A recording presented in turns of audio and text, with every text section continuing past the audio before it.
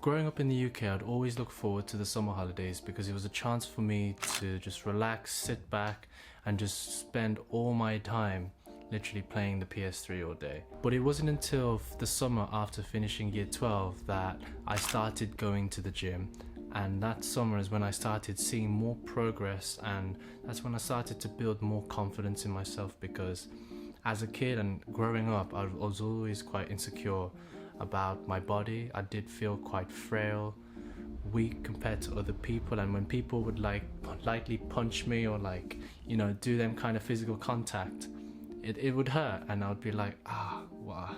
It was just something I was quite insecure about, and I didn't let anybody know. But after going to the gym with my mate, I've definitely felt more confident about myself, and it's made me realize that I'm glad I spent that time in the gym rather than just sit home playing video games all day or watching Netflix all day. There is more to the summer than just letting time fly by. And I have 3 things to share with you that can help you have a more productive summer this year. Before we get started, my name is Aldrich. I'm a second year university student studying mechatronics and robotics in Sheffield, and I also want to say thank you for 100 subscribers. Honestly, I've reached... I got the notification on my phone that I've reached 100 subscribers. I think I'm now on 115 the last time I've checked, and yeah, how I think of it is just like 115 people in front of me just listening to what I've got to say, and I think that's a big crowd. So yeah, thank you so much for subscribing, and this just motivates me to put out more content like this. The first productive thing that you can do this summer is to start a personal project. Now, what do I mean by a personal project? Take this summer as a chance to think about what you truly want to do in your life. I think it's BS if you're thinking that you don't have anything you want to do, because I think you do know what you want to do, but you've already disqualified yourself and let yourself down. Now, what do I mean by that? Well, maybe you have thoughts of maybe you're not good enough, or maybe you're not worthy enough, or maybe you're not smart enough. Don't have these thoughts. Like, if you really didn't care about what other people thought of you or what you were doing, what would you be doing? Did you have thoughts of being a well-known streamer for gaming? Do you ever think about starting up that business, that clothing business, or starting up that restaurant? Or maybe you want to be a professional photographer, professional filmmaker, or maybe you want to go to bars and clubs across the country playing your own originals, just like this guy. What I'm trying to say is that it's your life. Do whatever you want to do. I know the blank canvas can be intimidating, but that's where everybody starts. There's so much free content online where you can just simply Google, you can simply watch tutorials on how to be what you want to be good at. I would also look at people you follow on Instagram and people you tend to be envious of. What kind of lifestyles are they living? How could you take some steps to reach closer to that lifestyle that you want?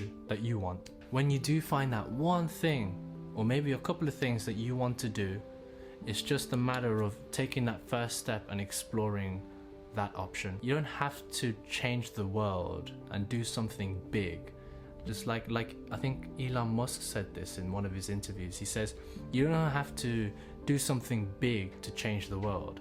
If you're able to do something small and it's impacting a small community of people in a positive way, you're changing the world. So I would recommend starting 10 to 30 minutes of research a day.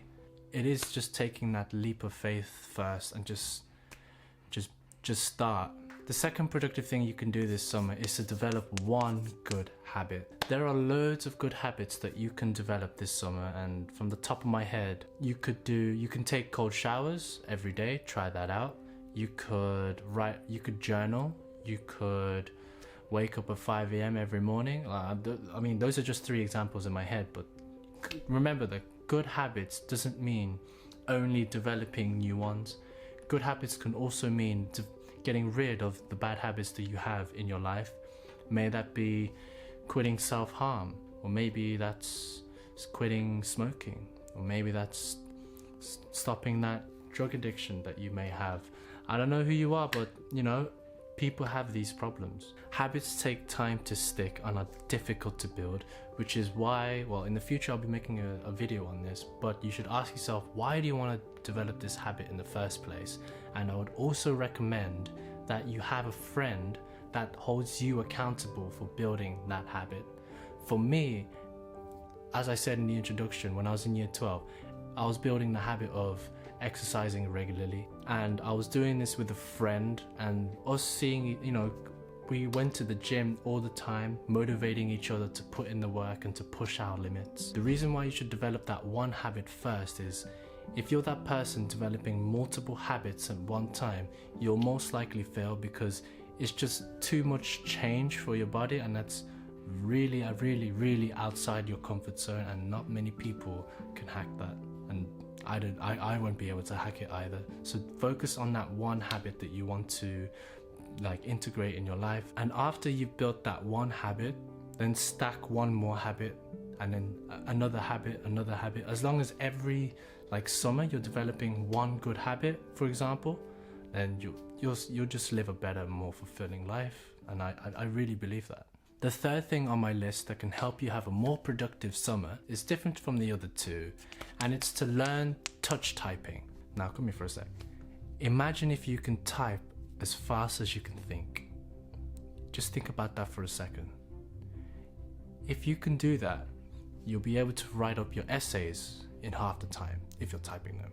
You can write code in half the time, and you'll be able to write reports in half the time. Imagine that. You'll have more free time to do whatever it is you want to do. Also, for me, I know that I will be typing in the future. I don't know what it is I will be typing, but I know I'll be in front of a computer typing something. So why not make that process as fast and as easy as possible? Having the ability to never look at the keyboard and screen while I'm typing is just a blessing, and it saves a lot of time. Notice that there are two bumps on your keyboard on the F and J keys. Those keys are actually for your index fingers. So put your index fingers on those bumps and then rest your other fingers on the keys beside it. That's the home row, and that's just one of the basics of touch typing.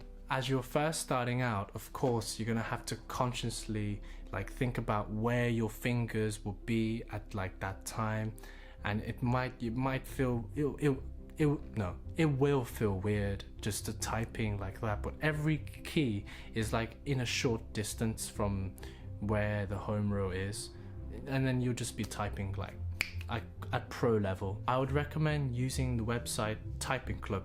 They're not sponsoring this video, but that's where I learned how to type myself, and it just takes commitment, learning from your mistakes, and just putting in the time and effort to really just put in the effort. I would also recommend revisiting the basic lessons if you do end up doing this. So the FJ, FJ, FJ, FJ, JJJ, FF, those lessons, just so you get the habit of finding the keys on the keyboard without even looking at the keyboard. My wish for you, now that you have listened to what I've said, is to consider the 3 things that I mentioned in this video, and think about one of the things that you could actually apply in your life today moving forward. May that be learning how to touch type so you can type as fast as you can think. Maybe it's developing that one good habit, or getting one bad habit that you currently have in your life.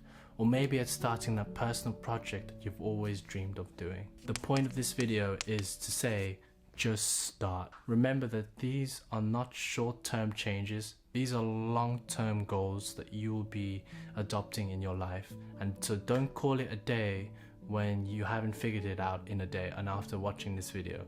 It's foolish to think that you'll be able to do it just by watching this one YouTube video.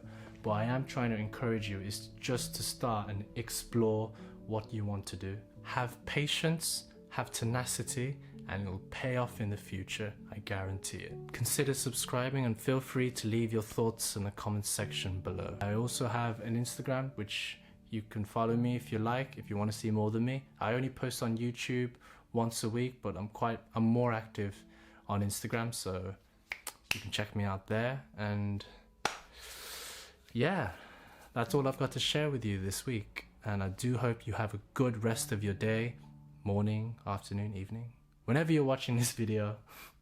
And yeah, safe.